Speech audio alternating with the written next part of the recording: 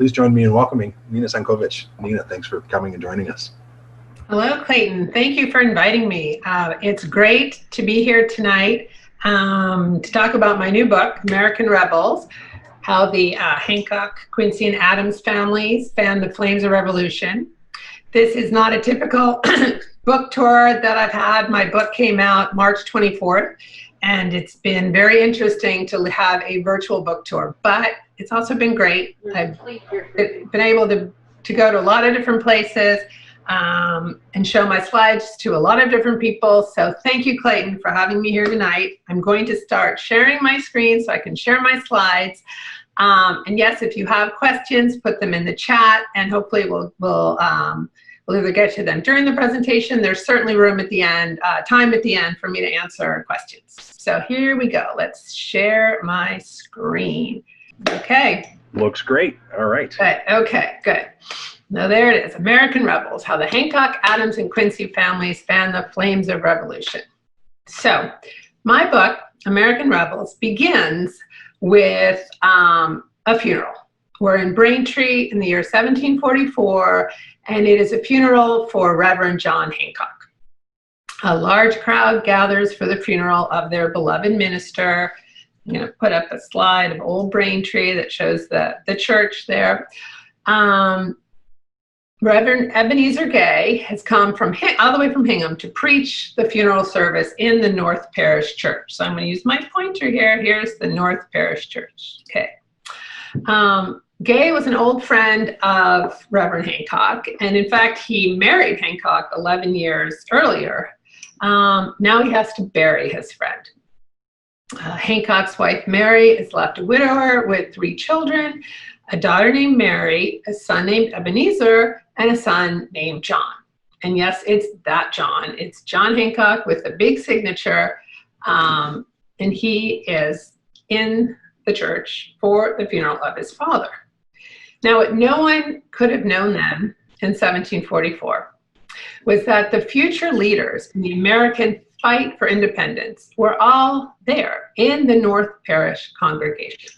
The rebels I write about in my book grew up listening to the sermons of Reverend Hancock, and they would take his lessons of community, of duty, of sacrifice to heart and become heroes of the American Revolution. I first discovered Reverend Hancock and this village of Braintree and his progeny of heroes and the stars of my new book while searching for an answer to a question that had long fascinated me. And that question was, how did the colonists have the guts to rebel against England? How did they have the courage to rise up against England with its mighty military commanders and its amazing naval powers and, its empire crushing and building abilities? How did they have the courage to do that? And I also wondered whether that choice to rebel cut across class lines. I wondered how it cut across gender lines. And so in the summer of 2016, I began to really look for a community that I could study in which members of the community, some chose to rebel, some chose to stay loyal. The decision cut across class lines, cut across gender lines. I was looking for this sort of microcosm to really study, to get an answer to my question, how did they have the courage to rebel? And really, with a twist of luck, I came upon a book titled Where American Independence Began, written by a quirky minister/historian. And in the book, I found this paragraph. I'm going to read it to you. In the aspirations and heroisms of that little community of Braintree, independence began. Few towns can boast of history more brightly colored, not only with deeds of patriots, but with the surprises of romance, not only with the sturdy enterprises of plain liberty-loving farmers, but with the debonair discourse of the colonial gentility. Well, I mean, come on, I was hooked by those words. Independence, patriots, romance, gentility, farmers, everything was there that I had been looking for. This was the community I needed to study. So here's another slide of old Braintree. So who are these patriots that Wilson was writing about? Who are these romantics, these farmers, these gentility? Well, let me introduce you to the stars of my book, let's put it that way. Of course, you all know John Hancock, the son of the Reverend Hancock. What you may not know is that he was also, his father was a preacher, a minister, and his grandfather was also a minister. And in fact, it's very likely that Hancock himself would have gone to Harvard, where he went, and become a minister, but for the intervention of his uncle, Thomas, and his aunt, Lydia, and especially his aunt, who adopted John Hancock after the death of his father. And Lydia Hancock would play a huge influence in John Hancock's life. And I write a lot about that in my book because she just was so influential in really pushing John Hancock to stay loyal to the ideals of his father and doing something good for his community, not as a minister, but in fact as a community leader, as a politician, as a merchant. On to the next. So you all know John Adams, of course, and you are most likely familiar with his ambitions to greatness, not only for his colony, but for himself. What you may not know is that Adams was also born in Braintree, was a childhood friend of Hancock, and had a passionate romance with a young woman from Braintree who was the cousin of the woman he ended up marrying, Abigail Smith. Abigail Smith, who became Abigail Adams and who we all know and love, she spent a good part of her childhood in Braintree. She stayed often with her grandmother Quincy, a woman who really appreciated Abigail's wit and her energy and was very accepting of the very energetic and talkative young woman that she was. And Quincy, grandmother Quincy, said about Abigail that wild colts make the best horses.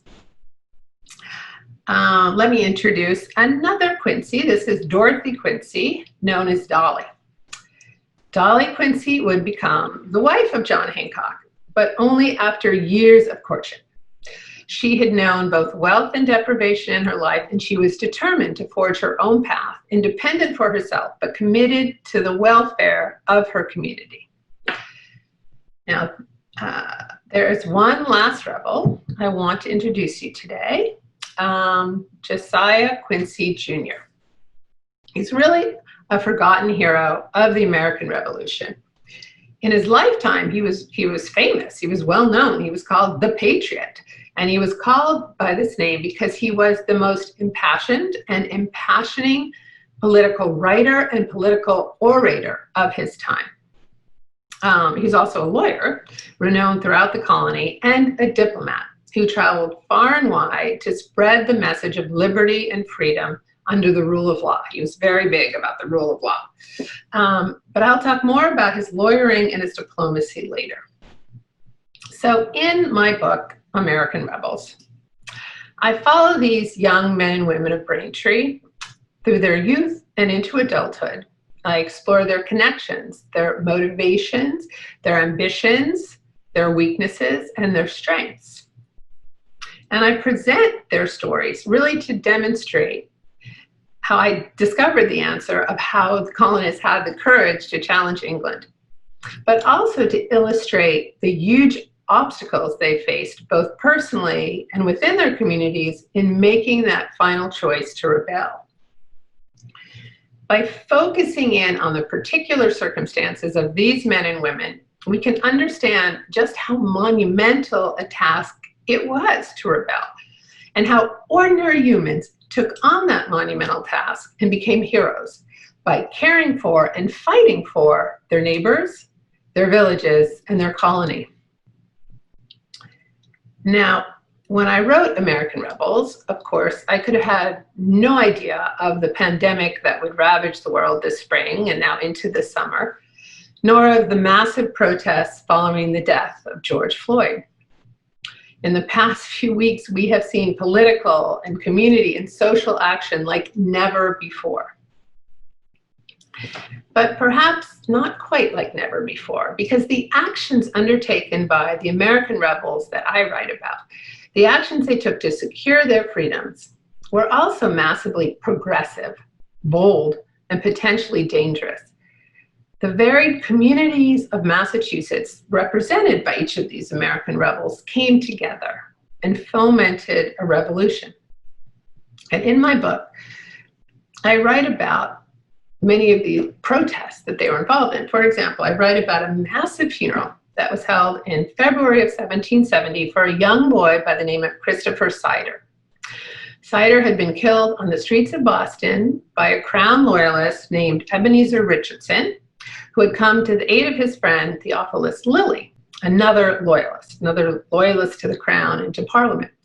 Lilly was being harassed by a group of young boys for selling imported British goods. There was a boycott going on, and they were violating the boycott by selling British goods. When Richardson stepped in to attempt to help his friend against the harassment of these boys, the boys turned their attention to him. Throwing snowballs and stones, they chased Richardson back to his house. Richardson flew up to the top floor of his home, opened the windows, and shot down into the crowd that had gathered on the street below. A piece of shot struck Christopher Sider, killing him. Now, it seemed as if all of Boston turned out for the funeral of Christopher Sider. Despite the snow, hail, thunder, and lightning, it was just a day of terrible weather that tormented the mourners that day. Close to 3,000 people marched behind the coffin as it was carried through the streets to the old burying ground.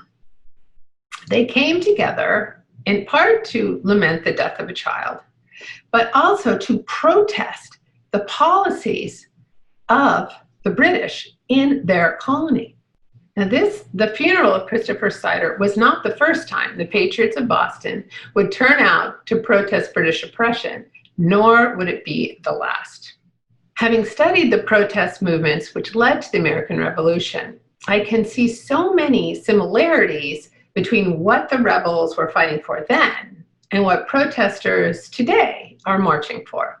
After all, the core complaints which drive Americans to the streets today are many of the same ones which drove the American rebels to the streets in the 1760s and 70s.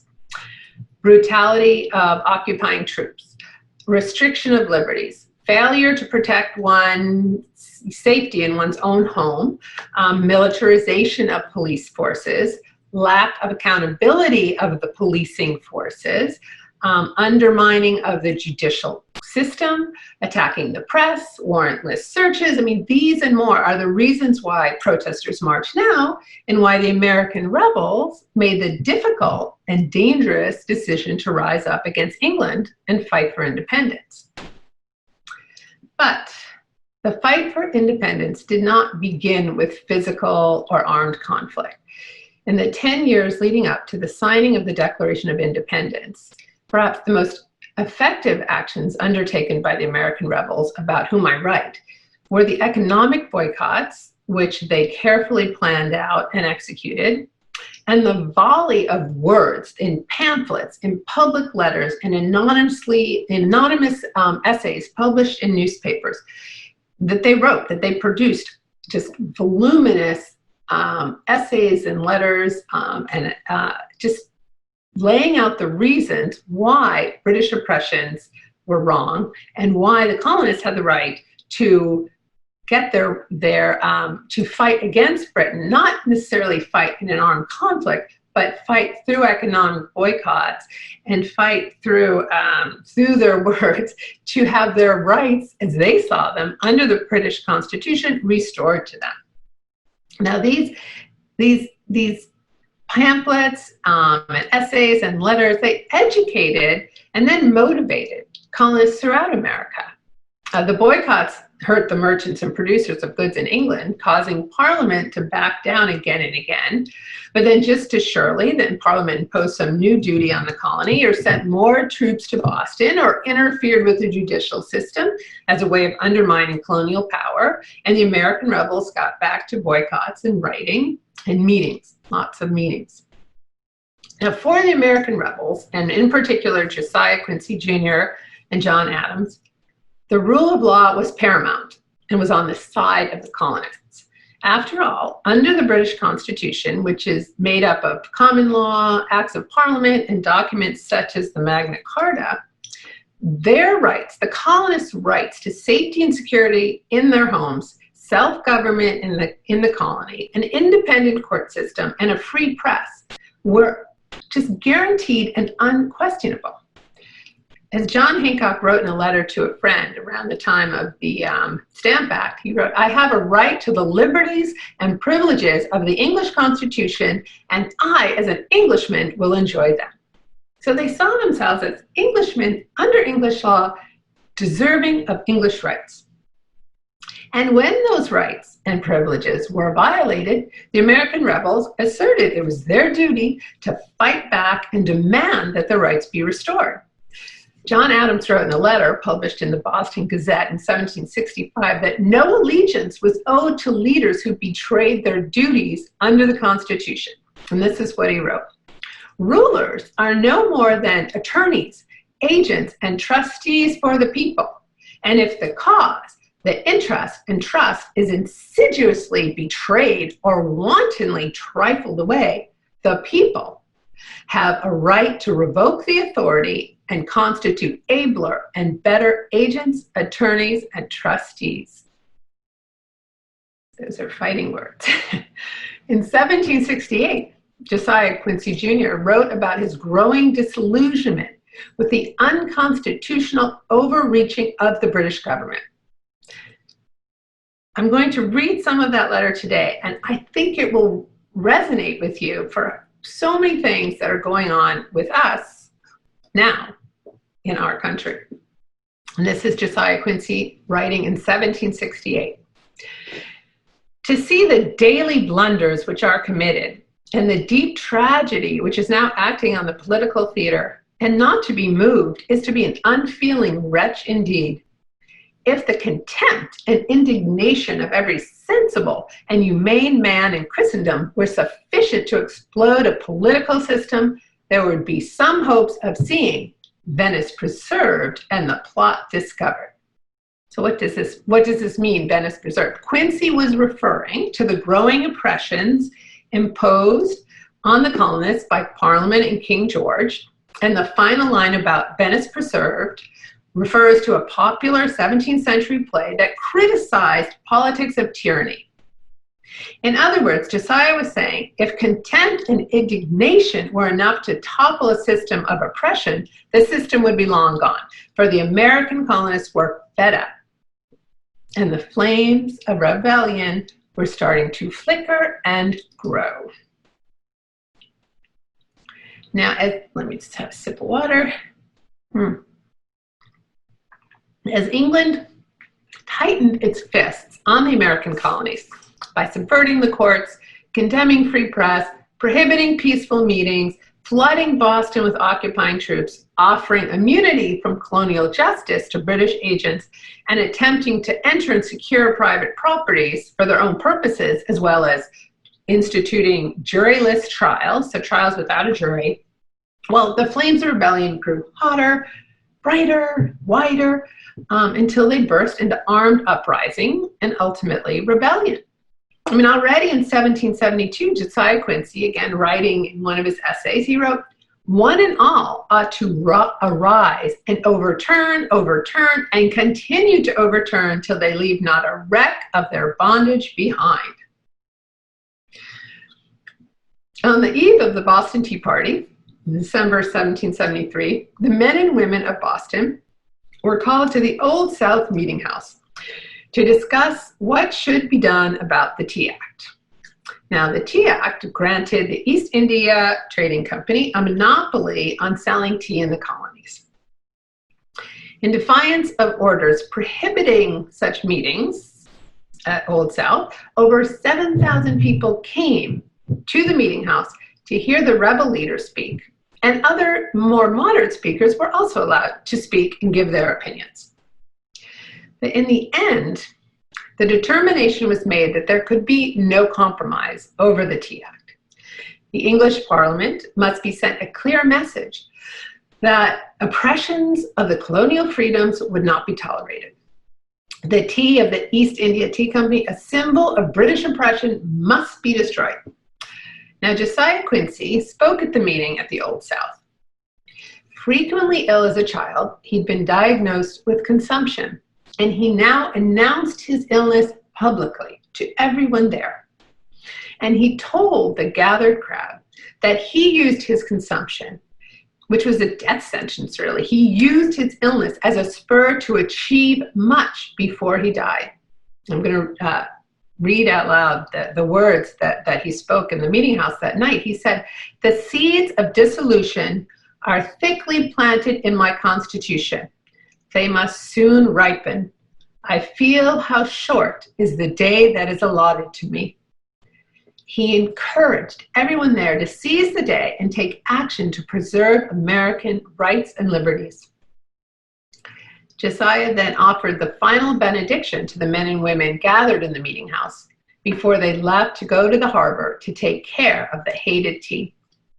And he said, "I see the clouds which now rise thick and fast upon our horizon. The thunders roll and the lightnings play. To that God who rides on the whirlwind and directs the storm, I commit my country." Oh, where's mine? All in all, it took about 60 men, little more than 3 hours, to destroy 342 chests and throw 46 tons, 92,000 pounds of tea into the frigid waters of Boston Harbor. The American Revolution had begun. There we go. There's the Tea Party. That's the slide I was looking for. For so many people, that event was the start of the American Revolution for many historians.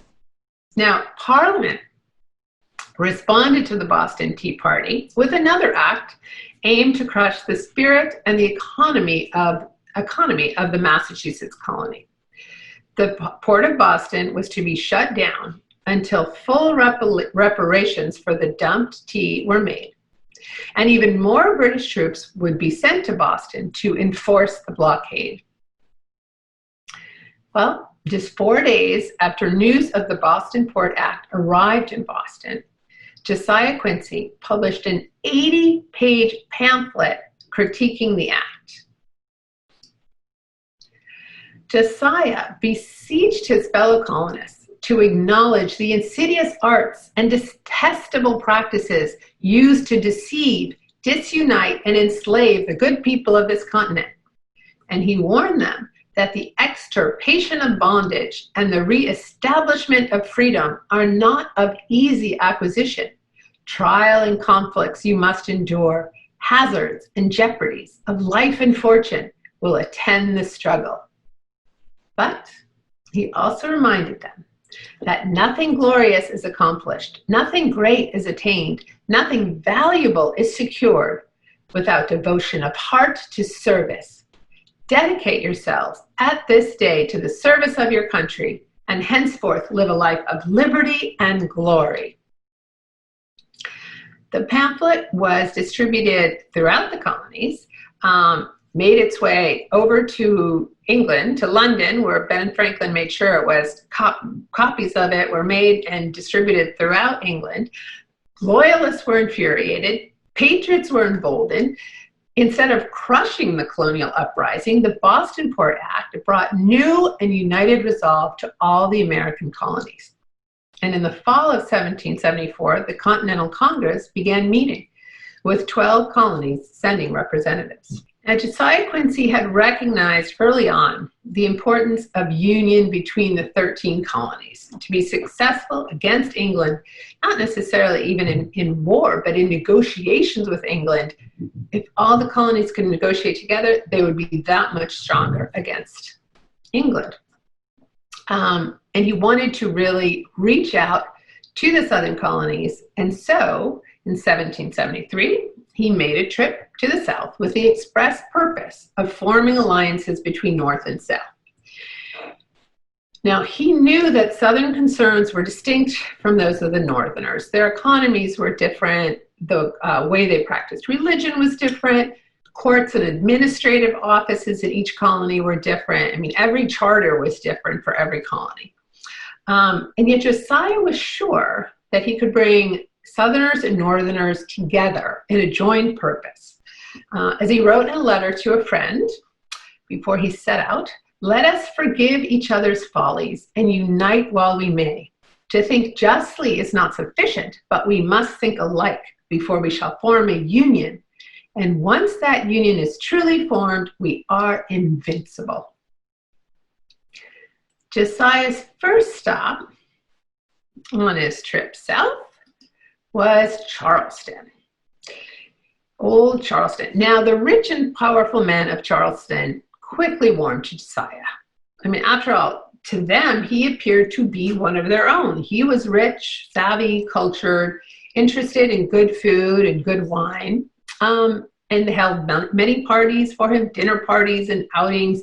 And Josiah went along and he met a lot of people, and he was very enthusiastic meeting everybody. But in his diary, he wrote about how much he disapproved of the activities in which so many Southerners engaged. He wrote, "Cards, dice, the bottle, and horses engross prodigious portions of time and attention." And he was thoroughly scandalized by how attendance at church in the South appeared to be seen as yet another occasion for socializing, not as the serious commitment to contemplation that church-going was, in Congregationist New England. He wrote in his diary that in the South, the Sabbath is a day of visiting and mirth, of license and frolic, and he did not approve. Nevertheless, Josiah was heartened by meeting up with scores of active patriots, men he described as hot and zealous in the cause of America. He saw evidence, really, of a sincere desire on the part of these Southern patriots to unite with their Northern counterparts. And ultimately, as Josiah traveled from the South back north, he was able to form strong relationships with a number of men who would later play such vital roles at the meetings of the Continental Congress, and ultimately would be there to encourage and be part of the signing of the Declaration of Independence in July of 1776. Now, one aspect of Southern life and culture which Josiah abhorred, and which he predicted would prove to be an obstacle for national unity, was slavery. He was horrified by its prevalence in the South and disgusted by its acceptance by so many of the Southern leaders and politicians. He saw the treatment of slaves as indications of Southern hypocrisy. He wrote in his diary, "There is much among this people of what the world would call hospitality and politeness, but it may be questioned what proportion there is of true humanity, Christian charity, and love." Josiah feared that the necessary eradication of slavery would be difficult, with great opposition from the South. He predicted resentment, wrath, and rage between North and South over slavery, and he wrote, "Slavery may truly be said to be the peculiar curse of this land." Josiah Quincy would set out on one more journey of diplomacy before the Revolution began. This one was to England. It was a last-ditch effort to convince the king and Parliament that the colonists' complaints were legitimate, that they did not seek war or independence, just their rights to be restored to them as they were due to them under the British Constitution. But unlike the success he had experienced during his southern journey, in England, Josiah found little support among parliamentary leaders for the American position. Lord North, Prime Minister, belittled his arguments, and the king refused to entertain his proposals of reconciliation between the colonies and the mother country. Josiah began to wonder if reconciliation with England was possible or even desirable. The vast space between America and England, not only politically, but also physically and atmospherically, made him doubt whether the American colonists were still British at all. England was a strange place in so many ways, so different from New England, so different really from what he was familiar with. There were such disparities of opulence and then poverty. There was so much frivolity and excess. And everywhere Josiah looked, he saw, as he wrote in his diary, extended miseries of enormous wealth and power, immorality and corruption. Even the English that was spoken was different from the language Josiah was used to. Now, in the mid-18th century, the upper classes in England began to speak in a new way, and it's kind of a conscious effort to sound elegant and refined. The colonists, however, still spoke the English of the 17th century, honed in its own way towards really distinctly American English. So disillusioned with the king, embittered by his meetings with the members of parliament, Josiah grew increasingly certain that war was both necessary and inevitable, that independence was going to happen, had to happen, and that the war for independence would be terrible. He wrote in a letter to his wife, "Our countrymen must seal their cause with their blood." Despite the resurgence of consumption, which had plagued him throughout the winter, and despite the urgings of Ben Franklin, who had become Josiah's good friend in London, that he not travel until he felt better, Josiah was determined to make the ocean journey home in March, before even the oceans really were really calm for traveling. He just wanted to get home. So why was he so determined to return? Had to go in March. Why was it so urgent? Well, because he had been given a secret message, information gathered by the few English allies he had met. It was a message that could help the rebels in their fight against England. Josiah wrote in his journal that the message could only be delivered in person. "I must go directly to Boston. They say no letters can go with safety, and that I can deliver more information than could or ought to be wrote. They say my going now will be of great advantage to the American cause." Josiah's ship had a terrible journey, terrible weather. He was sick the whole time, became increasingly ill the closer they got to America. His ship came within view of the American coast on April 26, 1775. 7 days earlier, the Battle of Lexington and Concord had been fought, but Josiah didn't know anything about that. He had no idea that the colonists had held their own against the British, and that he had been right. The path to war was now inevitable. So, did he make it to land to deliver his secret message? Did he fulfill his final mission before dying from the illness that had dogged him his whole life? You'll have to read American Rebels to find out.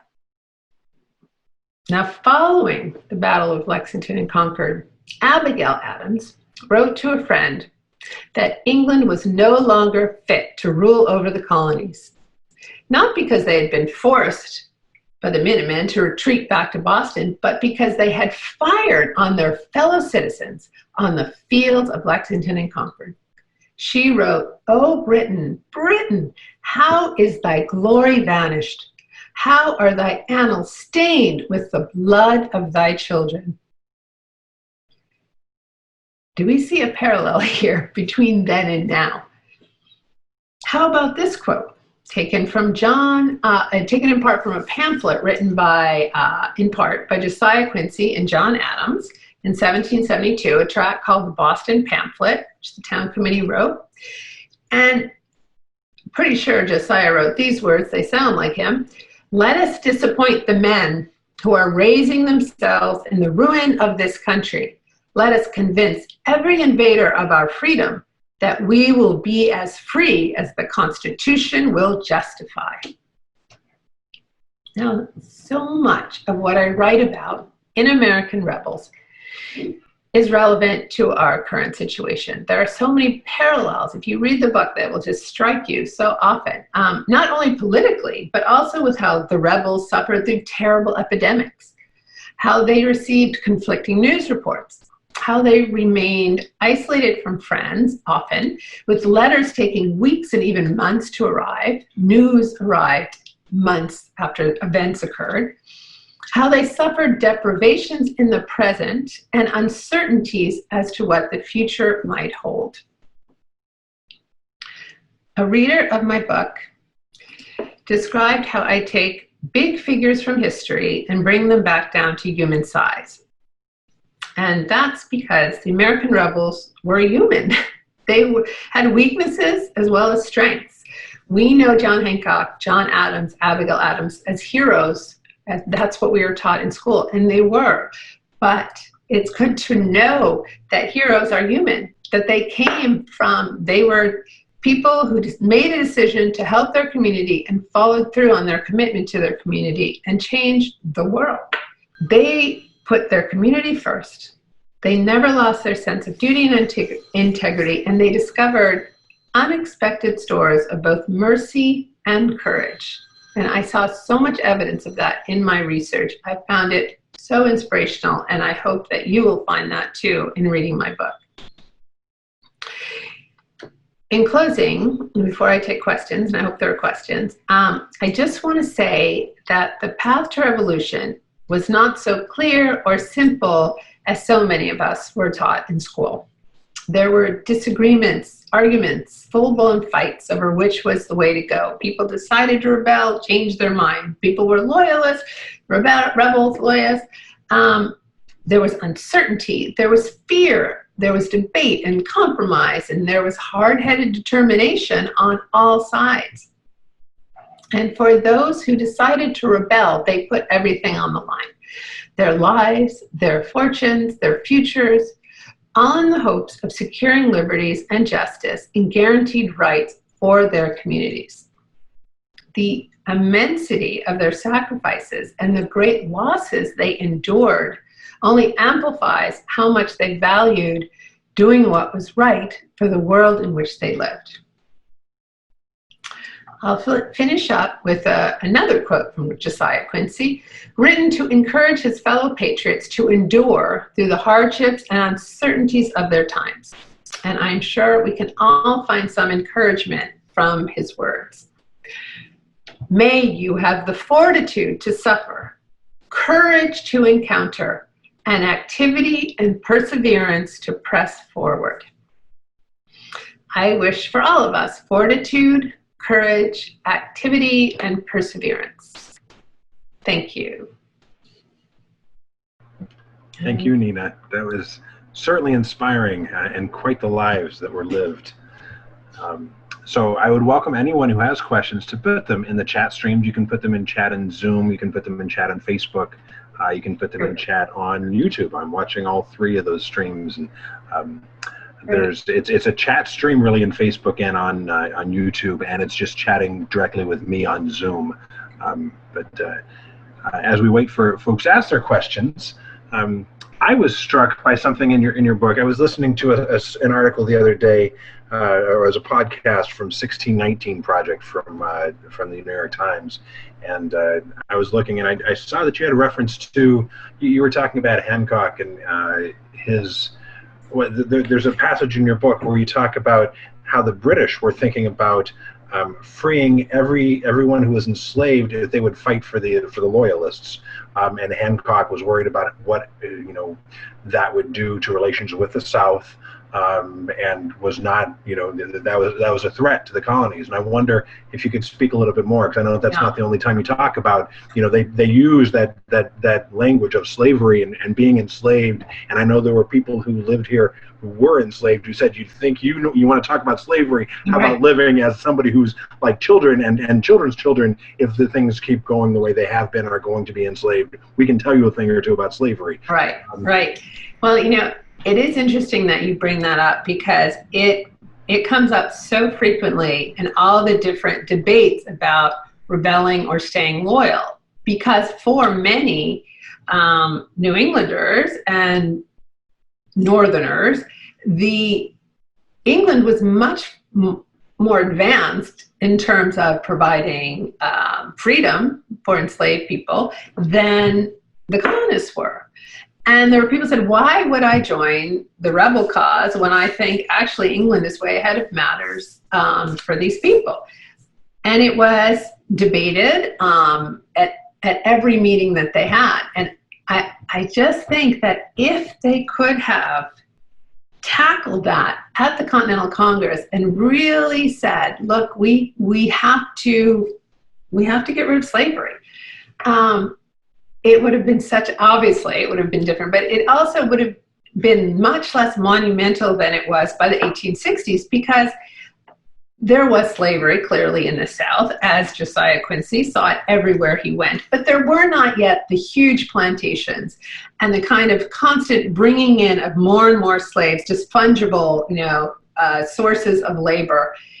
It was still a practice that could have been stopped. And so many Northerners argued for it to be stopped and wanted it to be stopped. And yet there was this political compromise that was made to move forward with the alliance between all of the colonies. And that is an issue that we see, as Josiah Quincy himself said, this will haunt the America forever until it can be solved. And we are living that now. So it is really interesting to read the debates then and think, why couldn't we have just tackled the problem? And because after all, so much of what, so many of the quotes that I read to you could see they could read as arguments against slavery. They were arguing against being enslaved by British policies, but clearly it's the exact same language, the exact same arguments to argue against actual physical enslavement. So it's a very interesting and horrible question, and I do talk about it quite a lot in my book. Abigail Adams really wanted there to be clearly freedom in the new country, in the new system of government for Blacks in this new country. And other women also wrote about that. And sometimes I found in my research that women were in some ways more progressive than their male counterparts. And I don't know if it's because they lived very practical lives. They were home, taking care of the farm, taking care of whatever business that the family was engaged in, taking care of their kids. They were very involved in their communities with the other women of the communities. They knew the servants, they knew the slaves. They understood how things worked in a way that perhaps the lawyers and the politicians didn't quite know. So, I mean, this is just a theory of mine that I'm still working on and working out, was just how sort of the progressiveness of women, and because of the turbulence that brought on by the American Revolution, so many women really got a taste of what it would be like to have control over their lives, because the men were off fighting, or off at the Continental Congress, or off doing things, and the women began to have real authority within their homes. And we see, especially during the Revolution, right after the Revolution, just this real flourishing of, for example, female preachers and ministers. It was acceptable for them to be out preaching and ministering because everything was topsy-turvy. Everyone was being allowed a new voice in this world turned upside down. I've gone way off your question, but that's what I do. So let me rein myself back in, and I'll take another question. No, I think though that's great to think about that. We're talking about freedom, and it's really interesting always to me when I look at American history, and it is a history of freedom, but there were so many people who were not free. So yeah, to look at that, that fundamental challenge to our country, and so it totally makes sense as you would go on that. There's a couple of other questions. One is a technical question about your work as an author, and specifically, people are really appreciative and love that we actually have somebody who is who has guided some Freedom Trail tours before, who's getting a lot out of your talk and is very excited about your book. There's a question about just how do people get your book. So we should do a little bit of the how do people find your book. It came out in March. We have it at the library so people can borrow it, and they're all checked out right now. We have electronic copies people have accessible. I personally bought my copy online. So that's a way if you want to buy and you own your own copy. And certainly at the library, we love sharing copies, but we love supporting people who, there's some books that you just need to hold on to and own and share with your friends to read. So I have nothing against personal ownership of books. I just love to facilitate and share as many books as I can with everyone. There's another question about, though, if you have a recommended spot where you'd like to turn people who would like to buy your book. And also there's a question about the audiobook version. Okay. So maybe you could talk a little bit about the business side of this all. Okay. Well, my website, which is www.readallday.org, and there's history behind that name, but readallday.org has a shop page where it lists the different book. I mean, bookstores have it. Obviously, Amazon has it. IndieBound, if you want to buy it for an independent bookstore. There are lots of different places to find my book, which is great. There is an audio version, and it is so wonderful. I just love it. And after I listened to it, I reached out to the narrator and had a great conversation with her. She was she's in Alaska, and she told me so many fascinating things about recording audiobooks that I had never known. I mean, I've had some of my other books made into audiobooks, but I never really thought about the process. And she actually didn't read the book before she started narrating it. She just kind of skimmed through it to make sure there, if there were words she didn't know how to pronounce, she would write to me and say, should I say this or that or the other thing?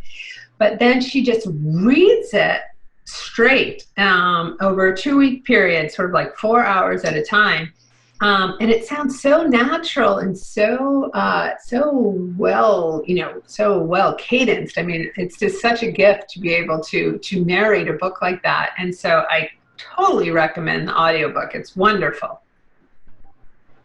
Awesome. Another question was if you could tell us about any parallels you see between the Boston Massacre and the demonstrations that we're seeing today.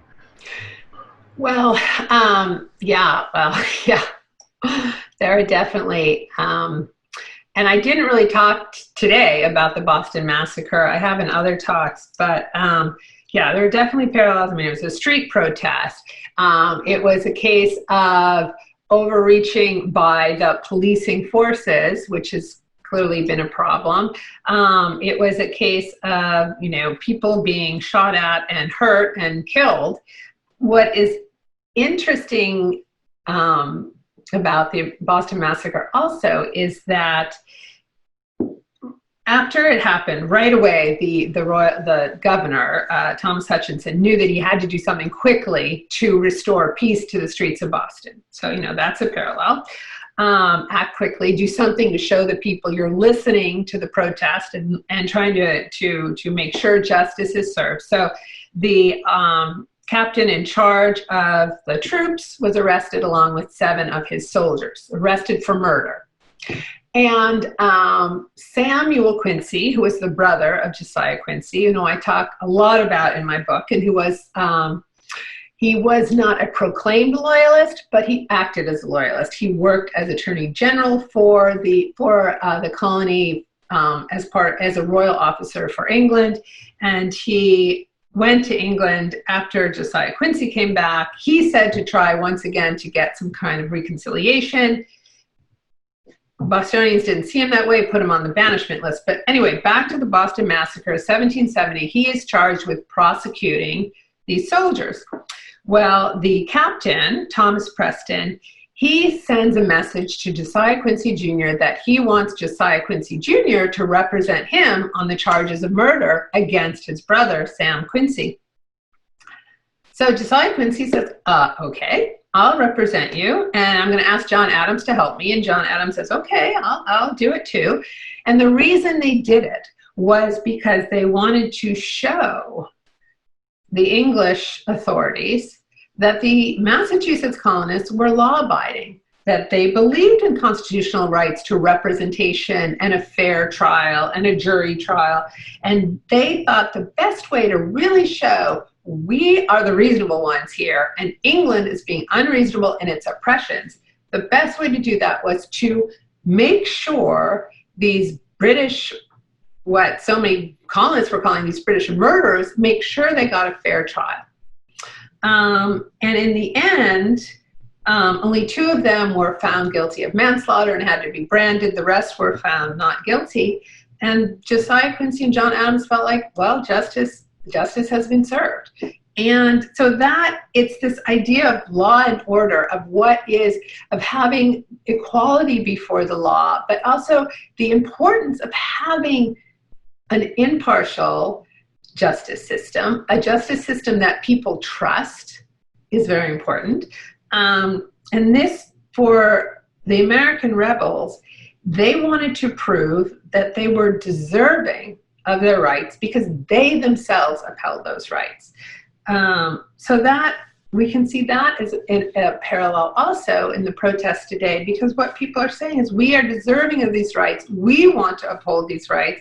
And there are just so many quotations that I read and that I put into my book from letters and from essays that could completely be used in today's rallies. And in fact, if people follow me on Instagram, it's just Nina Sankovich on Instagram. I've been putting up quotes every single day because I'm finding them everywhere in my research. I mean, even quotes that I couldn't fit in my book because the book had to be a certain size. So there is, so check out my Instagram. I definitely have a lot of usable quotes for any kind of argument for justice and for freedom. Such radical concepts. I'm glad that there were some such wise people at the beginning of this country, and hopefully we can have more people paying attention to those calls today, because it seems so important that we stand up for all people. That's fabulous. I have a question for you. So you obviously, this could be a much thicker book. There have been volumes and volumes written on this subject. And I'm grateful that you yourself edited it down. I love a well-edited book, and it's fabulous. I wonder if there's one, if you could add back in one thing. Were there any really hard cuts that you really wish that you could have included, but there just wasn't a space that didn't fit in your timeline or something? Well, I could have written a whole book about Josiah Quincy Jr., especially because he is so forgotten by American history, and there were stories from his childhood that were just so indicative of the person he would grow up to be. I mean, just from early on, he was very concerned with, equality and, that things be fair and that people follow the rule of law. And he had a very good relationship with his brother, Sam Quincy, who loved him very much. And he had another brother named Ned, who was also like Josiah Quincy, a real rebel. But who also had consumption and went on a boat trip to try to restore his health, a boat trip to the south, and his ship went down in the Bermuda Triangle, what we now call the Bermuda Triangle. But even back then, it was known as not safe waters, cursed waters. So when Josiah Quincy made his plan to go south and form these alliances with the southern colonies, he told his family, okay, I'm getting on a boat in February and I'm going down to Charleston. And everyone in his family said, what are you doing? Your brother died on that exact same route at the exact same time of year. You can't, this is too dangerous. But Josiah said, no, I'm going. And in fact, it was a terrible journey. There were storms. The captain himself said, I didn't think we were going to make it. This is the worst trip I've ever been on. And Josiah wrote in his diary, ooh, maybe my family was right, because I fear I'm going to end up at the bottom of the sea right next to my brother. But luckily they did make it. He made it safely.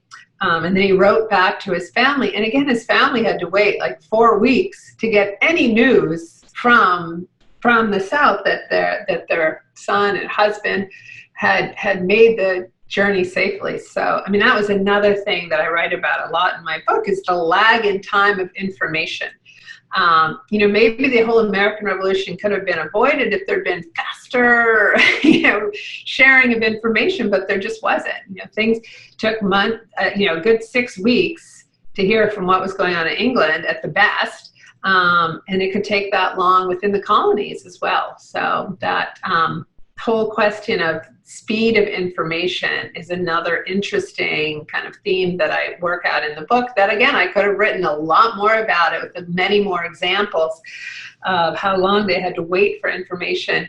But I did try to narrow it down. In writing my books, I always try to write the book as if I were writing a novel. I mean, I use facts. My books are facts. They're history books. They're true. But I want them to read as interesting as any novel, because I've read too many boring history books, and I've read great history books where I thought, wow, this is a page turner. And that's what I try to create, is this sense of, this is a story. This is a story about people, real people. And what is so amazing about these real people is just what they took on, their incredible just courage and tenacity. And I hope that really comes across in my book. That's super exciting, and it's great to hear about your kind of approach. What are you working on next? What are people to look forward to? Well, I'm looking to a bunch of different ideas. I think that anybody who is watching this, who is a historian, knows that we're kind of on hold right now because we can't get into libraries, archives. Luckily, so many archives are now digitally available, but in the whole scheme of things, not that many. And especially if you're trying to look into some sort of obscure corner of history. So I'm eager for archives and libraries to be open, but I'm looking at, I mentioned earlier, the role of women during and after the revolution, particularly in sort of religious movements and leading to the Second Great Awakening. I find that all fascinating. And there are just great stories of women who founded churches and huge movements and had a lot of influence and a lot of power. So I like that. I'm also really interested in this sort of interest was really deepened by what we all have gone through with the coronavirus, this sort of sense of being under siege in our homes, being in our homes. So, I've been home for 4 months with my parents and my 4 kids. So it's been like this mini universe surrounded by walls. And so I'm interested in the siege of Boston, and both outside of Boston and inside of Boston, how people suffered, how they, on both in and out of Boston, there was a shortage of goods. It was a horrible winter inside and outside of Boston. There were epidemics inside and outside of Boston. And there actually are a lot of records of not only sort of the white male experience of the siege of Boston, but also how women experienced the siege of Boston, how Native Americans experienced it, how blacks experienced it, both enslaved and free blacks. So I think that, and it's 11 months, like it's a very, defined period of time. And so I'm looking into that as well, the siege of Boston. Fascinating. I'm excited. And I know that you mentioned before that I believe this is your 4th book that you've published. Right. So I'm sure people could be excited if they like this. Are the other 3 books that you wrote, that you published before, are they similar in tone to this? I know The Lowells of Massachusetts. Certainly, The Lowells of Massachusetts was my first sort of big history, and really got me. It was looking at John Lowell, who was a lawyer during the Revolution, that really got me interested in this question of the choice to rebel, because it took him a while to make that choice to join the rebel cause. He was, and in part because he was a lawyer who brought freedom suits on behalf of enslaved blacks in Massachusetts and got them their freedom. And he used the laws of England to do that. And so he found their real hypocrisy in all this call for freedom for the colonists, but no one was talking about freedom for the enslaved blacks. But he eventually did join the rebel cause. So the Lowells of Massachusetts is history of a family over 300 years, from the first Lowell to arrive in 1639 to Amy Lowell. I end with Amy Lowell, who's just a poet I've loved literally since 2nd grade. My mother saved my 2nd grade poetry project about Amy Lowell, and I used it in my slideshow that I gave for that when that book came out. And then I wrote a book about the history of letters, history of letter writing, actually, because for a while I lived in New York City, and my husband and I moved into a house that needed everything done to it. It hadn't been lived in for years, and it had no plumbing, no roof. It was a mess. But in the backyard, we found a trunk of 100-year-old letters, most of them written by a boy to his mother that she had saved. And he was at Princeton from 1908 to 1912, and he wrote his mother 2 or 3 times a day about what life was like. Yeah, insane. And my own oldest son was going off to college. I'm like, I don't think he's going to write to me. So I looked into the history of letter writing and found out, the Egyptians were incredible letter writers. Even though 80% of them couldn't even write, they would go to their local scribe and say, you need to write this letter for me. And they wrote just so many letters, many of which survive. So that was my history of letter writing. And then my first book was about a year I spent reading a book a day. So that was the www.readallday.org. And it was a year of therapy, really, for me, because my oldest sister died in 2005 after a very short illness. And her death threw me and all of my family just into a tailspin. And we just really had trouble figuring out, how do we continue living in this world without her in this world with us. And it was, she and I both love to read. Everyone in my family are big readers, but she and I really love to read and share books. So after 3 years of doing a million different things, I realized what I needed to do was get back to books and try to find her in books, find wisdom for how you go on in books, and find real community. And I found so much. I found escape and comfort and wisdom. And I wrote about it on a blog, but then I ended up writing a book about my year of reading a book a day and everything that I discovered in that year. And I discovered that I will always have her with me, and I can always carry her with me. She's in every book that I write, absolutely. That's really touching and really personal. You obviously read very prodigiously. I suspect that you're not able to keep up a book a day. That's quite a diet. Is there anything that you're especially excited about that you're reading right now, or that you've read recently? Well, it is tough during this period to figure out what to read. I mean, I read some real serious, actually I read a couple biographies of Walt Whitman and his time during the Civil War, because I found that really inspirational. It was inspirational in that he went looking for his brother who had gone missing in the first years of the war, and found him injured, and found all these injured soldiers living in, being cared for in just miserable hospitals. And all they wanted was to be listened to, for him to write letters to their families. He wrote letters for soldiers who died. He wrote to their families, letting them know. He wrote letters to soldiers who were recovering but needed their families to know. And I just really found that inspiring, this sort of the misery of the war, and it would be so easy for Walt Whitman or any of us to hide, for example, during the COVID, but the more we can reach out and help others, the better we all feel, and the more good we're obviously doing. But to counter that, I've been reading tons of mysteries, because I love mysteries, and they're like my ultimate escape. I just discovered the Martin Walker mysteries, which are set in the Périgord in France. And they're all about food, and a lot of it is meat, and I'm a vegetarian, and yet I still love reading these books, because I'm not going to France probably in a very long time will I ever go there, but I can read about it, and I can be there by reading these amazing books. So that's what I've been reading. Well, thank you. That is fascinating. This has been such a wonderful talk. There's been numerous people who have been sending me chats of appreciation and just adulation and loving your work. So good. So glad. Thank you so much for spending time with us tonight. It's really been a pleasure, Nina. Thank you so much for having me, and it's part of the Discover Historic New England. It's a great series, and I'm very honored to be a part of it.